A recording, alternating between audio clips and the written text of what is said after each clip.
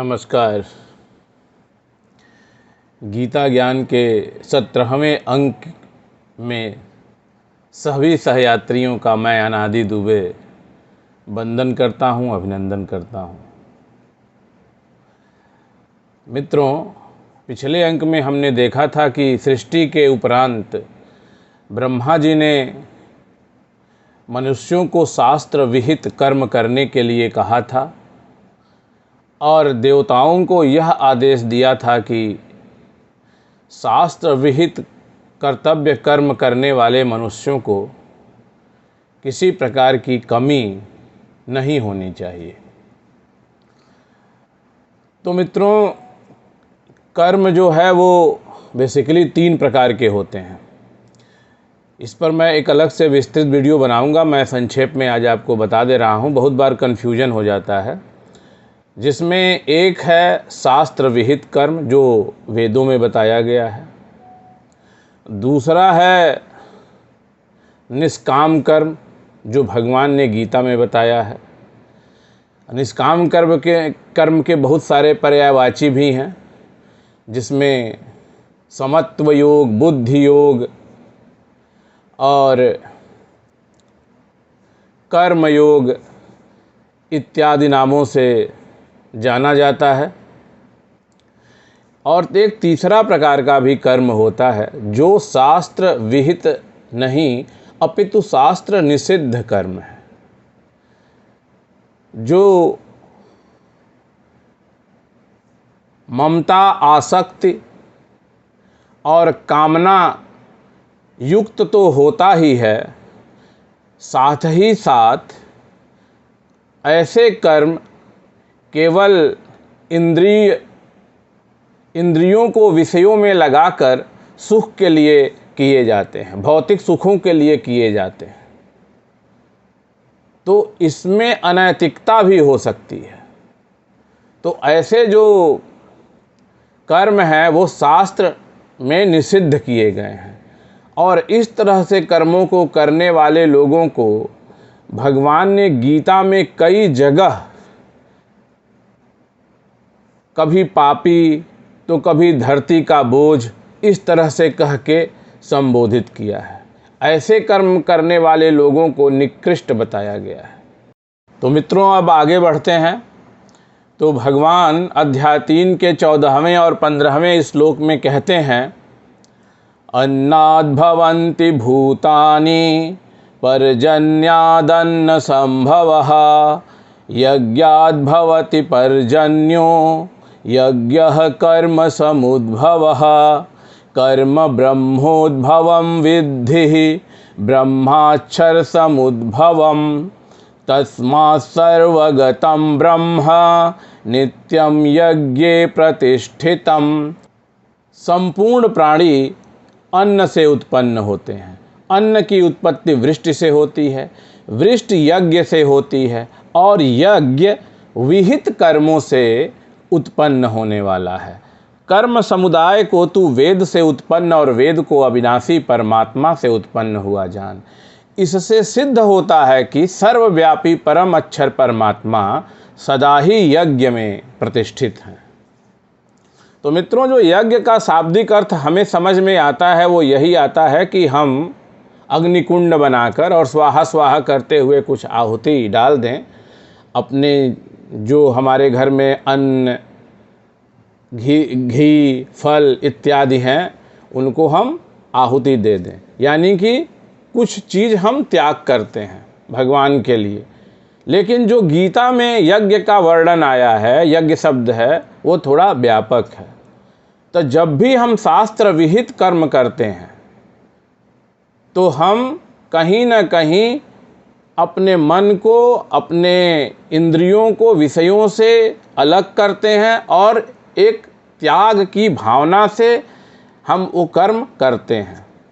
तो जीवन में जो भी त्याग है, जिस तरीके से हम आहुति देते हैं ना, त्याग करते हैं, किसी चीज़ को छोड़ते हैं, तो जीवन में जितने भी त्याग हैं, किसी भी तरह का जो हम त्याग करते हैं, तप करते हैं, वही यज्ञ है। उसी को भगवत गीता में यज्ञ की संज्ञा दी गई है। तो यहाँ पे भगवान यही बता रहे हैं कि जो संपूर्ण प्राणी हैं वो अन्न से पैदा होते हैं। अन्न से पैदा होने का मतलब ये है कि जीवन निर्वाह के लिए हमें अन्न की आवश्यकता होती है। अगर हमें हमारे खाने की वस्तुएं ना मिले तो हमारा जीवन संभव नहीं हो पाएगा। अन्न मिलने के उपरांत ही हम बाकी चीज़ों में अपना ध्यान लगा पाते हैं। तो सृष्टि के बनाते समय ही ब्रह्मा जी ने यह नियत किया था कि जो मनुष्य शास्त्र विहित कर्मों में लगा हुआ है तो देवताओं का ये कर्तव्य है कि उसको भरण पोषण की सामग्रियों की कमी न हो।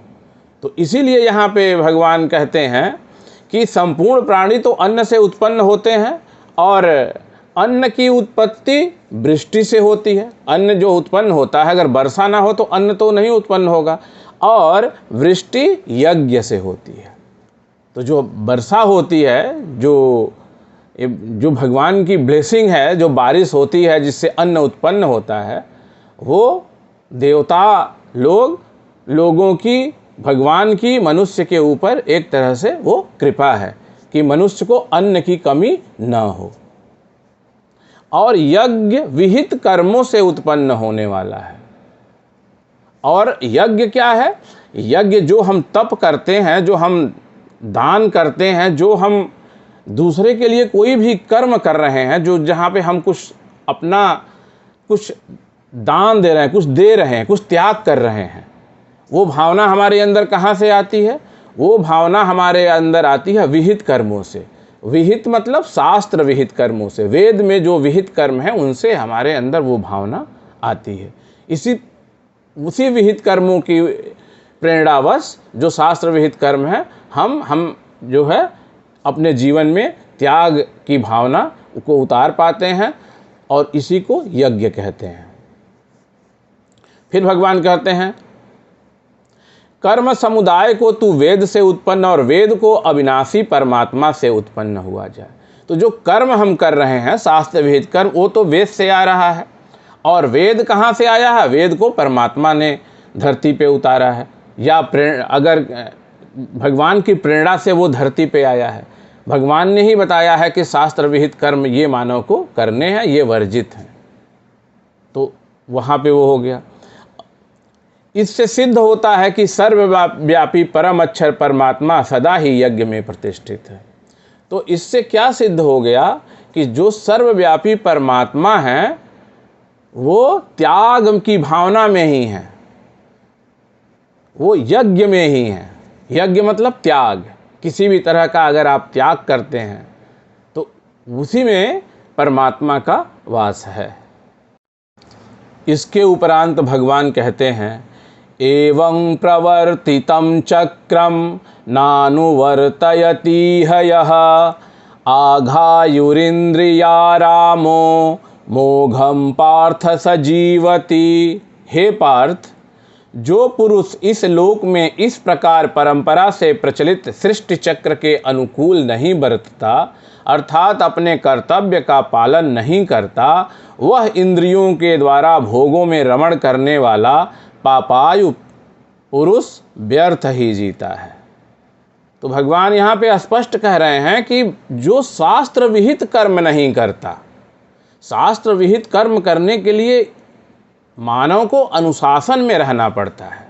वो मन की मर्जी से पशुओं की तरह से व्यवहार नहीं कर सकता है, और यही बात मानव को दूसरे प्राणियों से अलग करती है। और भगवान कह रहे हैं कि जो शास्त्र विहित कर्म नहीं कर रहा है, जो शास्त्र विहित कर्म नहीं कर रहा है और केवल इंद्रियों के द्वारा भोगों को में रमण करने में को ही जीवन समझ रहा है, वह व्यर्थ ही जीता है। मतलब उसका जीवन जो है वो व्यर्थ चला गया। फिर उसके बाद भगवान कहते हैं, यस्त्वात्मरतिरेव स्यादात्मतृप्तश्च मानवः आत्मन्येव च संतुष्ट अस्तस्य कार्यं न विद्यते। परंतु जो मनुष्य आत्मा में ही रमण करने वाला और आत्मा में ही तृप्त तथा आत्मा में ही संतुष्ट हो, उसके लिए कोई कर्तव्य नहीं है। तो मित्रों, यह श्लोक बड़ा ही रहस्यमयी और बड़ा ही महत्वपूर्ण है। तो भगवान कहते हैं कि भगवान ने सबको कहा शास्त्र विहित कर्म करने के लिए, परंतु शास्त्र विहित भी जो कर्म होते हैं वो सकाम होते हैं, वो भी हम कामना के साथ करते हैं। वेदों में जो शास्त्र विहित कर्म बताए गए हैं वो निष्काम कर्म नहीं है, वो सकाम कर्म है। और मित्रों, जो लोग नए जुड़ रहे हैं आज के इस कार्यक्रम में, अगर पुराने अंकों को देखेंगे तो उनको पता चलेगा कि भगवान ने क्या कहा है। भगवान ने निष्काम कर्म को अति श्रेष्ठ बताया है और सकाम कर्म को निम्न श्रेणी का बताया है। भगवान ने एक जगह कहा है कि जिसको ज्ञान प्राप्त हो जाता है, यानी कि जो निष्काम कर्म करने में निपुण हो जाता है, उसका वेदों में उतना ही प्रयोजन रह जाता है कि जितना कि समुद्र के प्राप्त हो जाने पर छोटे जलाशय में प्रयोजन रह जाता है। और भगवान ने शास्त्र विहित कर्मों को स्वर्ग को देने वाला बताया है। और बाद में फिर ये भी कहा है कि स्वर्ग उतनी बड़ी चीज़ नहीं है कि जितनी बड़ी चीज़ है परमात्मा में विलीन हो जाना या मोक्ष की प्राप्ति। क्योंकि स्वर्ग प्राप्ति के बाद भी थोड़े समय जब आपके पुण्य फल घटने लगते हैं तो दोबारा से पृथ्वी पे आना पड़ता है। तो ये सारी बातें भगवान ने बहुत अच्छी तरह से समझाई हैं। तो ये कंसेप्ट जो है ये पूरा क्लियर होना चाहिए, तभी हम गीता को अच्छे तरह से समझ पाएंगे, नहीं तो बार बार कन्फ्यूज होते रहेंगे।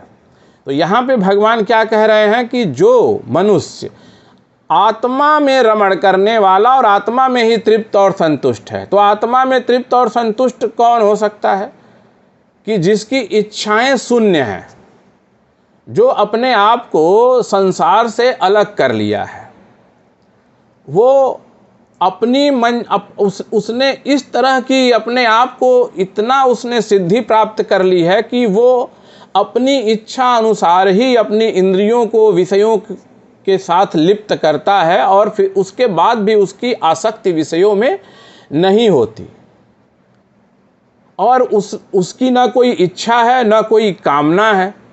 तो जब कोई इच्छा ही नहीं, कोई कामना ही नहीं, तो तभी संतुष्टि का भाव आ सकता है। थोड़ी सी भी अगर इच्छा बाकी रहेगी तो मन कभी संतुष्ट नहीं हो सकता। और ये एक अंतहीन प्रक्रिया है।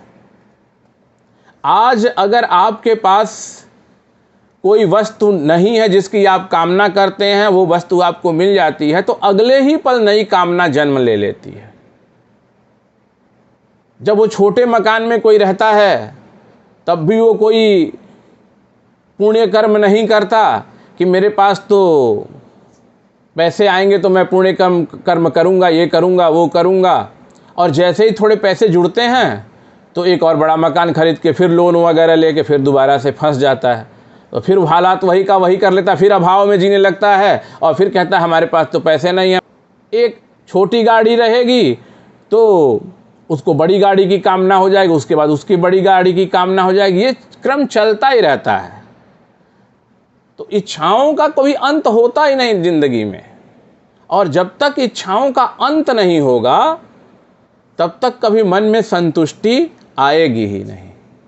तो भगवान कह रहे हैं कि जो आत्मा में तृप्त और संतुष्ट है, तो आत्मा में तृप्त और संतुष्ट कौन है? जो कर्म योगी है, जो जिसके कर्मों में आसक्ति, ममता और कामना का सर्वथा अभाव है, और उसने अपनी इंद्रियों को विषयों से अलग कर रखा है। वो जब चाहता है, जितना चाहता है, उतना अपनी इंद्रियों को विषयों में लिप्त करता है और उसमें उसकी आसक्ति नहीं होती। तो इस तरह के जो महामानव हैं, जो योगी लोग हैं, उनका कोई कर्तव्य नहीं होता, क्योंकि उनके करने के लिए कोई काम नहीं है, उनका कोई कर्तव्य शेष नहीं है। क्योंकि जब हम सकाम कर्म करते हैं तो कर्मफल हमारा पीछा करते हैं, लेकिन निष्काम कर्म करने वालों के कर्मफल होते ही नहीं हैं। उनके कर्मों में फल देने की पावर खत्म हो जाती है, ताकत खत्म हो जाती है, क्योंकि वो तो कर्म ही निष्काम कर रहे हो, किसी भावना किसी कामना के साथ कर्म कर ही नहीं रहे हैं, उनकी कोई कामना कोई इच्छा है ही नहीं। तो उनका जो कर्म होता है वो जगत के कल्याण के लिए ही होता है, अपने लिए वो कोई कर्म नहीं करते, तो इसलिए वो कर्मों के फलों में बंधते भी नहीं हैं। और इसी बात को यहाँ पे भगवान कहते हैं कि निष्काम जो कर्म योगी है उसके करने के लिए कोई कर्तव्य बचता ही नहीं है। तो ये गूढ़ रहस्य वाली बात समझने की आवश्यकता है। तो अब अगले श्लोक पे चलते हैं। नैव तस्य कृतेनार्थो न कृतेनेह कश्चन न चास्य सर्वभूतेषु कश्चिदर्थ व्यापाश्रयः। उस महापुरुष का इस विश्व में न तो कर्म करने से कोई प्रयोजन रहता है और न कर्मों के न करने से ही कोई प्रयोजन रहता है, तथा संपूर्ण प्राणियों में भी इसका किंचिन मात्र भी स्वार्थ का संबंध नहीं रहता। तो उस महापुरुष का यानी कि जो कर्म योगी है, तो जो मैंने अभी आपको 3 कैटेगरी बताई, एक तो पाप कर्म करने वाले हैं जो शास्त्र विहित कर्म नहीं कर रहे हैं, एक वो लोग हैं जो शास्त्र विहित कर्म कर रहे हैं, और दूसरे वो लोग हैं जो निष्काम कर्म में कर रहे हैं। तो जो लोग निष्काम कर्म में लगे हुए हैं तो उनका भगवान ने कहा है कि उस महापुरुष का इस विश्व में न तो कर्म करने से कोई प्रयोजन रहता है, न कर्मों के न करने से ही कोई प्रयोजन रहता है, क्योंकि उसके अंदर कोई कामना या इच्छा तो है ही नहीं, तो कोई प्रयोजन तो रहता नहीं है उसका कि मुझे ये करूँगा तो मुझे ये मिल जाएगा, मुझे ये मिल जाएगा, मुझे वो मिल जाएगा। वो कर्म तो सिर्फ निष्काम की भावना से प्रेरित होकर करता, कर्तव्य जो कर्म है उसके वो करता है। तो वो जो कर्तव्य कर्म करता है उसमें कोई स्वार्थ की भावना भी नहीं होती, क्योंकि उसके कर्मों में न तो कामना है, न ममता है और न ही आसक्ति है। तो कामना और ममता और आसक्ति क्या है, या पिछले अंकों को देखेंगे तो बहुत अच्छे से समझाया गया है। कामना वो होती है कि जब हम किसी कामना के वश हो के कि हम ये काम करेंगे तो हमें ये चीज़ मिल जाएगी, तो ये हो गया कामना। आसक्ति का मतलब क्या होता है? आसक्ति का मतलब होता है कि हम आदती बन जाते हैं, किसी चीज़ के हम आदती हो जाते हैं, उसके बिना हम रह ही नहीं पाते, उसी के बारे में सोचते रहते हैं। तो ये होती है आसक्ति, कि घर पे भी बैठे हुए हैं लेकिन दिमाग चल रहा है किसी इंद्रिय, कोई पर्टिकुलर इंद्रिय किसी विषय के बारे में सोच रही है और उसको बस सब किसी तरीके से मिल जाए, और एक इतना धीरे धीरे करते करते पारा बढ़ते बढ़ते इस लेवल तक बढ़ जाता है कि आदमी कुछ भी कोई भी स्टेप ले लेता है। तो ये होती है आसक्ति। और मोह, ममता, मोह होता है कि हम मोह के बस होके कोई काम करते हैं, तो ये चीज़ें होती हैं। तो जो कर्म योगी होता है वो जो कर्म करता है उसमें इन तीनों का सर्वथा अभाव होता है। तो भगवान ने ऐसे लोगों को क्या बताया है? महापुरुष बताया है। तो अब अगले श्लोक में देखते हैं। तस्मादसक्तः सततं कार्यं कर्म समाचर असक्तो ह्याचरन् कर्म परमाप्नोति पुरुषः। इसलिए तू निरंतर आसक्ति से रहित होकर सदा कर्तव्य कर्म को भली भांति करता रह, क्योंकि आसक्ति से रहित होकर कर्म करता हुआ मनुष्य परमात्मा को प्राप्त हो जाता है। तो भगवान अर्जुन को कह रहे हैं, इसलिए तुम आसक्ति से रहित होकर केवल कर्तव्य कर्म करो। आसक्ति नहीं होनी चाहिए किसी भी चीज़ में, और हमें अपने कर्तव्य कर्मों को पहचान के कर्तव्य कर्मों को करते रहना चाहिए। भगवान कहते हैं जो लोग आसक्ति से रहित होकर कर्म करते हैं वो परमात्मा को प्राप्त हो जाते हैं। तो यही कर्मयोग का सिद्धांत है कि कर्मयोगी जो है वो ये जीवन जीते हुए, मानव जीवन जीते हुए और अपनी इच्छा अनुसार अपनी इंद्रियों को विषयों के साथ लगाते हुए, परंतु उसमें आसक्ति नहीं होती, उसकी वो आदती नहीं हो जाता, उसके बगैर व्यग्र नहीं हो जाता। तो ऐसे जो कर्मयोगी हैं वो परमात्मा में विलीन हो जाते हैं।